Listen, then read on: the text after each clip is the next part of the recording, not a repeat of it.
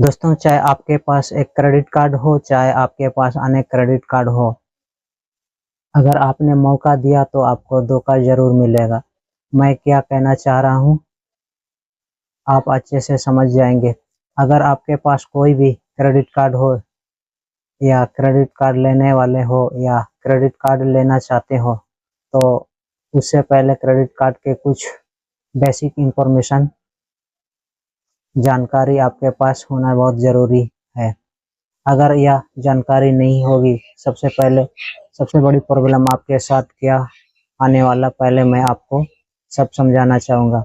सबसे पहले प्रॉब्लम ये आने वाले हैं कि आपका सिविल सबसे पहले खराब होने वाला है।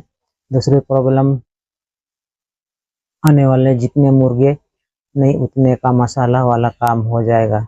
जैसे कि आपने यहाँ पे खर्चा किया होगा 10,000 और आपको भरना पड़ जाए 15,000 से 20,000 रुपये, ऐसी प्रॉब्लम हो सकती है। इसके अलावा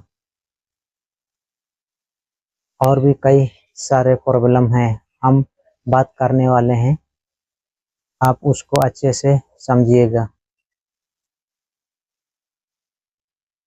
यहाँ पर 5 पॉइंट हम बात करने वाले हैं। अगर आपके सभी चीज़ों को ध्यान से समझते हैं और ध्यान रखते हैं तो फ्यूचर में आप क्रेडिट कार्ड से कभी धोखा नहीं पाएंगे।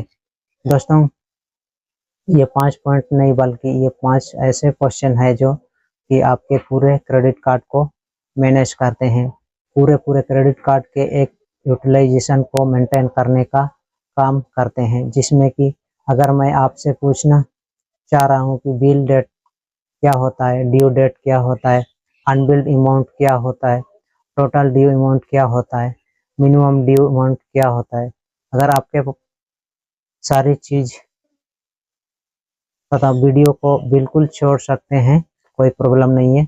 अगर किसी एक चीज़ में ज़रा से भी कंफ्यूजन है ना, तो आप इस वीडियो कंप्लीट ज़रूर देखिएगा, नहीं तो वही कंफ्यूजन है कहीं आपका बहुत बड़ा बवाल बन जाए। इसके साथ साथ दोस्तों, हम इसी वीडियो में ये भी जानेंगे कि हमें क्रेडिट कार्ड पर क्या 50 दिन का वास्तव में टाइम दिया जाता है, कि ये सारे बातें झूठी होती है। तो यहाँ पे हम चलते हैं, क्या करके सारे पॉइंटों को समझते हैं कि कौन सी चीज़ क्या है और उनका उसे कब होता है, और ये चीज़ कब कब आपको ज़रूरी हो जाती है मेंटेन करने के लिए। सबसे पहले पॉइंट है कि बिल डेट क्या होता है। बिल डेट को हम स्टेटमेंट डेट भी कहते हैं। हर क्रेडिट कार्ड का बिल एक फिक्स डेट को जनरेट होता है, उसे ही हम बिल डेट कहते हैं। अगर इसे हम एग्जांपल के साथ समझना चाहें, जैसे कि मेरे पास यहाँ पर एसबीआई बैंक का क्रेडिट कार्ड है।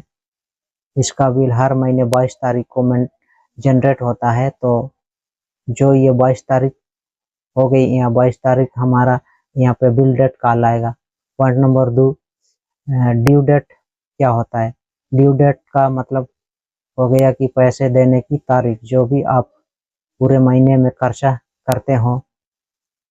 आपने क्रेडिट कार्ड से जब उसका बिल जनरेट होता है, तो बिल जनरेट होने के बाद आपको 20 दिन का टाइम मिलता है पेमेंट करने के लिए। जो भी 20वां दिन होता है, उसी तारीख को हम यहाँ पे ड्यू डेट कहते हैं। मैं आपको यहाँ पे एग्जाम्पल से समझाना चाहूँगा कि आपको समझने में काफ़ी ज़्यादा आसानी हो जाए, और ताकि आप वीडियो को लाइक करके चैनल को भी सब्सक्राइब कर देंगे। जैसा दोस्तों, अभी अगस्त 2024 चल रहा है। अगर हम यहाँ पे देखते हैं कि 22 अगस्त 2024 को मेरा बिल जनरेट हो चुका है और मुझे 20 दिन का टाइम दिया गया है अपने पेमेंट को करने के लिए। तो 22 तारीख हो चुकी है। अगर इसमें हम 20 दिन को और इंक्लूड करते हैं तो आप देखेंगे कि 31 का महीना होता है। तो सितंबर में जाकर 4 तारीख को मुझे अपना बिल पे करना पड़ेगा, यानी कि जो 4 तारीख आएगी उसी दिन मेरे को अपने ड्यू डेट कंप्लीट करना ही पड़ेगा।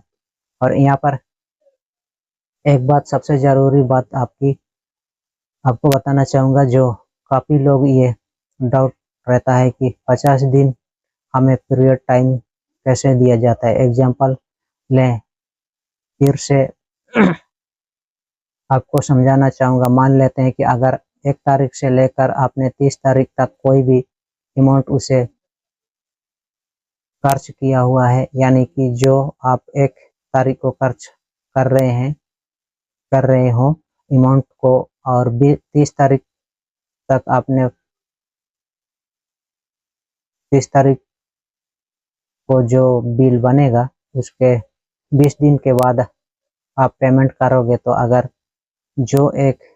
जो आप 1 तारीख को खर्चा किए हो उसे खर्चे का आप देखकर आपको 50 दिन का पूरा टाइम मिल जाता है। और जो खर्चा करने का सही टाइम भी यही होता है कि जब आपका स्टेटमेंट जनरेट हो जाए, उसके आप 2-4 दिन में जो खर्चा करते हो, आप उसमें काफ़ी ज़्यादा लंबा समय मिल जाता है अपना पेमेंट ड्यू करने के लिए। अब नेक्स्ट पॉइंट में जानने वाले हैं कि मिनिमम अमाउंट क्या है।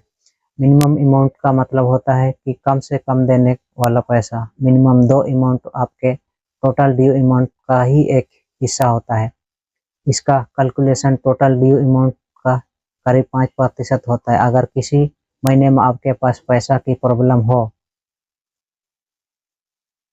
जाए तो आप मिनिमम 2 अमाउंट भी पे कर सकते हैं, जिससे आपको 1 महीने का टाइम मिल जाएगा अपने पेमेंट को क्लियर करने के लिए कुछ इंटरेस्ट के साथ, और आप लेट फीस चार्जेस से बच जाएंगे। और यहाँ पर आपको क्रेडिट कार्ड भी बंद नहीं किया जाएगा, तो आपको थोड़ा सा फ़ायदा मिलता है। लेकिन ध्यान रखिए, यहाँ पर आपके ऊपर इंटरेस्ट लगेगा। तो ओवरऑल कहने में मतलब मेरा यही है कि हमेशा आप अपना टोटल ड्यू अमाउंट ही पे करो। मिनिमम ड्यू अमाउंट किसी ऐसे सिचुएशन में ही की जाए तब आप करो, नहीं तो ऐसा बिल्कुल भी मत करो, बिल्कुल भी मत करना। आपके लिए हमेशा मैं यही सजेस्ट करूँगा। अब दोस्तों, हम यहाँ पे बात कर लेते हैं कि टोटल ड्यू अमाउंट क्या होता है। सुनने में पता चल रहा होगा कि आपको अपना पूरा पैसा पे करने को ही टोटल ड्यू अमाउंट कहते हैं। अपने क्रेडिट कार्ड से आप जो भी खर्चा करते हैं बिलिंग सर्कल के दौरान, और आपका जब बिल जनरेट होता है, और जो बिल पे जनरेट होने में जो टोटल ड्यू अमाउंट होता है, उसी को जब आप पे करेंगे उसकी टोटल ड्यू अमाउंट कहते हैं। हम इसे एग्जाम्पल के साथ समझना चाहेंगे। एग्जाम्पल के लिए 22 अगस्त 2024 को मेरा बिल जनरेट हुआ है। 22 अगस्त 2024 से लेकर मेरा 23 सितंबर 2024 तक का जो भी बिलिंग सर्कल के दौरान मैंने खर्च किया हुआ है, उसका पूरा का पूरा पेमेंट मुझे टोटल ड्यू अमाउंट में खर्च करना होता है। अब चलिए लास्ट और सबसे इम्पोर्टेंट पॉइंट है पे बात करते हैं कि अनबिल्ड अमाउंट क्या होता है। अनबिल्ड अमाउंट का मतलब यह होता है कि बिल या स्टेटमेंट में ऐड हो कर न आने वाला अमाउंट। अगर आप बिल जनरेट होने के बाद आपने क्रेडिट कार्ड से ट्रांजैक्शन करते हैं और अगला बिल जनरेट अब तक नहीं हुआ, तो इस बीच में जो भी ट्रांजैक्शन होगा उसे अनबिल्ड अमाउंट में गिना जाएगा।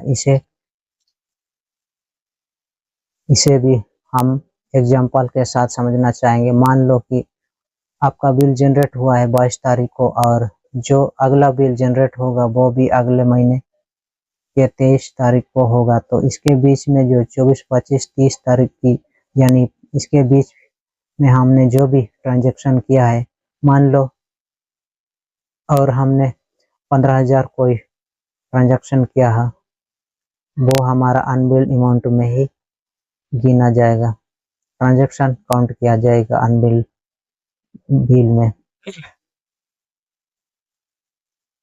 तो दोस्तों, मैंने आपको इस वीडियो में बिल्कुल क्लियरली सारे क्वेश्चन के आंसर दिए, और आपको एक बात और भी क्लियर कर दिया है कि भाई आप इसमें जो क्रेडिट कार्ड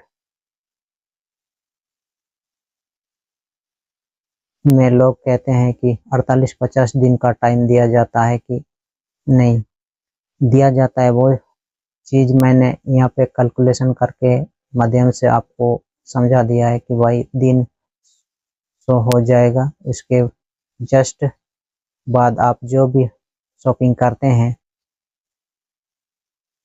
तो 30 दिन के बाद आपका स्टैंडर्ड बनेगा, उसके फिर 20 दिन बाद आपको पेमेंट करना होता है। इस तारीख से आप काउंट कर देंगे तो 50 दिन का टाइम दिया जाता है। फाइनली काफ़ी मेहनत के साथ ये वीडियो बनाई गई। अगर इस वीडियो से आपको जानने सीखने को मिला तो प्लीज़ वीडियो को एक लाइक करके चैनल को सब्सक्राइब कर दीजिएगा। अभी भी आपको कोई डाउट तो प्लीज़ कमेंट कर ज़रूर बताइएगा, और इस वीडियो के लिए तो एक लाइक बनता। चलिए फिर मिलते हैं किसी नए वीडियो में, तब तक के लिए धन्यवाद।